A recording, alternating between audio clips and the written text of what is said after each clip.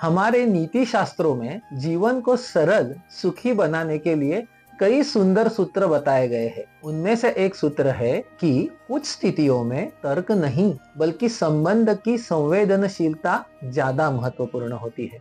हमारे शास्त्र इस बात को 3 उदाहरणों से समझाते हैं: बालहट, राजहट और प्रियजनों का हट।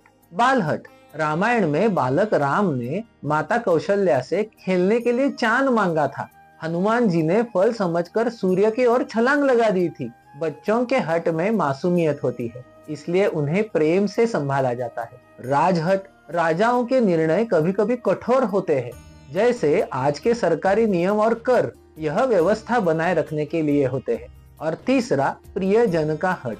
महाभारत में राजा शंतनु और गंगा की कथा हो या श्रीमद् भागवत में पुरुरवा और उर्वशी की कथा हो, इन प्रसंगों में यह संदेश मिलता है कि जब संबंध प्रेम पर आधारित हो तो कभी कभी तर्क से अधिक महत्व भावनाओं को देना पड़ता है। इसका अर्थ यह नहीं है कि कोई एक पक्ष कम है या गलत है, बल्कि यह है कि हर गहरे संबंध में कुछ क्षण ऐसे आते हैं जहां तर्क से आगे बढ़कर संवेदनशीलता, समझ और प्रेम दिखाना पड़ता है। वैवाहिक जीवन में भी यही बात लागू होती है।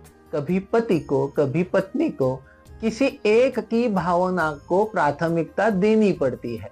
यह कमजोरी नहीं है, बल्कि प्रेम जताने का एक तरीका है। हम जब यह समझ लेते हैं तो संबंध हल्के हो जाते हैं, अनावश्यक टकराव कम हो जाता है और घर में सुख शांति बढ़ती है।